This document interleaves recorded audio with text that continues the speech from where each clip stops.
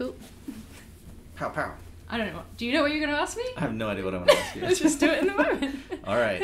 Hey guys, Austin Saylor here. I've got a special guest, Charli. Hi.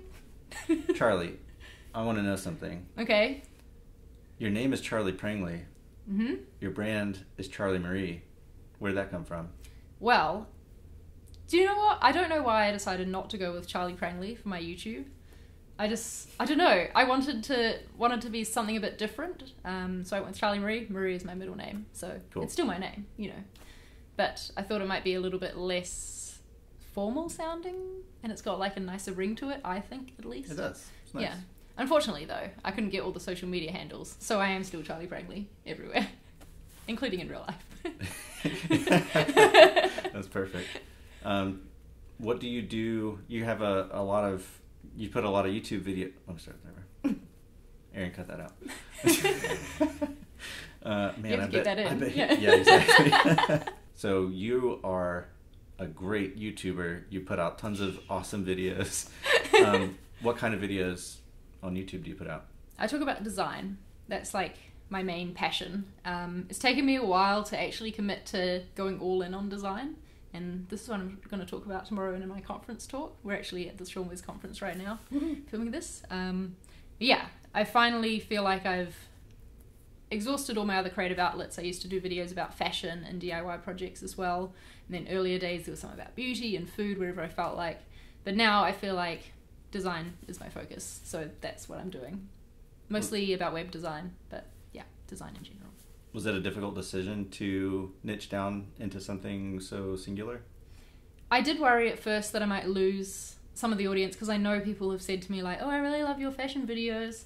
And it actually had just happened today, someone said that, and I was like, oh, I'm sorry, I'm not really making them anymore. Yeah. But I think that building the right audience is more important than just building any audience at all, you know. Yeah. If you want to do super general stuff, you can get a super general audience, but that's not really useful for turning it into something else, you know. Yeah.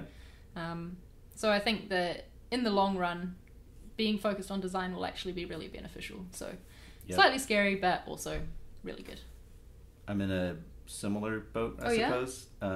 With your lettering animation? Yeah. I've called myself a motion designer for the last 8 months, very specifically. Like, that was a big deal for me to go from designer to motion designer.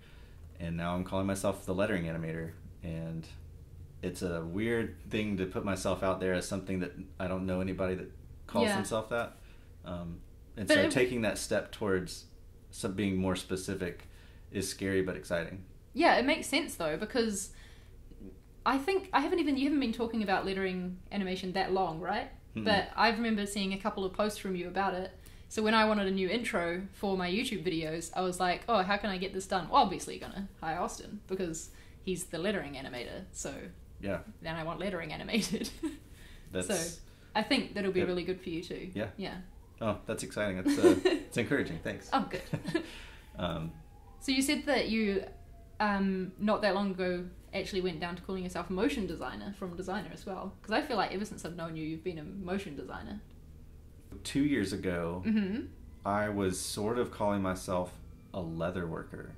What? Yeah. So nobody on YouTube, definitely, nobody knows that. Surprise. I used to make wallets. Will this autofocus on this? Yeah. Boom.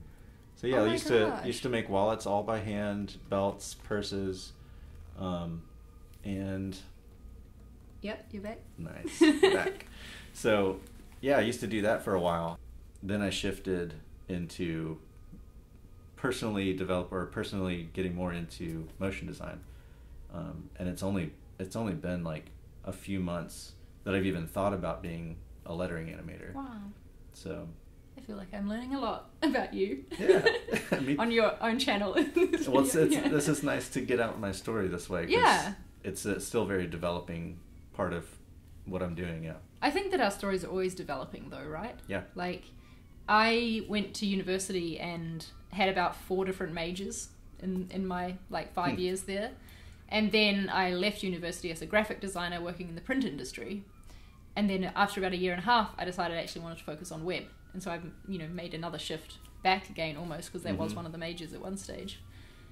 And I think we can keep reinventing ourselves like that. Like if you it takes a bit of commitment to build up the work, because basically everything you've done in the past, it all informs your future work, but it's not quite as relevant, you know? Yep. So you're not going to put your leather work in your portfolio for people to hire you as a Right. lettering animator. Yeah, it's nice that your past experiences can help shape who you are, your own personal style.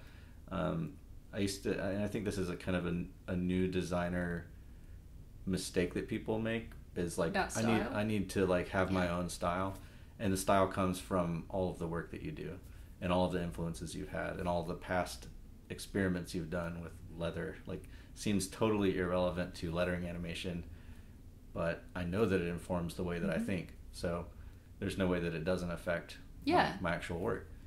So if you are trying to come up with your own style, focus maybe more on your own, just producing lots of work. Some good advice I heard recently about developing your style was focus on being prolific, do lots of work, make lots of videos, make lots of animations, and eventually the style will evolve from that. Yeah. But it's not something you do on purpose. Yep. Yeah, the more you do it, try to do it on purpose, the more you tend to get stuck in your own head, because you're like, it's not my own thing and I can't put it out there. And I also think that sometimes that's not relevant for a client project as well. You shouldn't be thinking first and foremost, is this my style? First and foremost, does it answer the brief? And does it solve this problem, right? Yeah, and absolutely. The way you execute and solve that problem might involve your own style, but that's not the thing you should worry about. Yep, totally. We're very wise. We're so wise. But listen to our advice. Yeah. This video's gone all around in circles, hasn't it? It's great. It has. Well, that's what happens when you don't have focus. Yeah.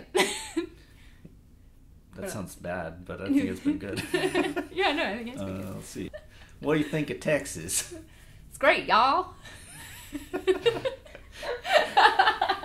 Peanut gallery. Hey, you said you were going to be quiet. Oh yeah, I'm gonna have to include the yeah, definitely. He had some bloopers. Setup, yeah. I just shot a video on Charli's channel. Go check it out. We'll put a link in the description below. Thumbs up if you like. Thumbs down if you didn't. No, we don't encourage people to do that. Don't do that. Definitely, yeah. Definitely. Subscribe if you want to watch my videos. Do you know how to subscribe? There's a subscribe button. Mm-hmm. It's probably red right now if you're not subscribed yet. Yeah. Push the red button. It's a good button. Thanks, guys. Thanks, Charli. That's all right. Thanks for having me on your channel. Cool. Bye. Bye. Nice. That works. That's going to be really funny, I think. That's going to be good.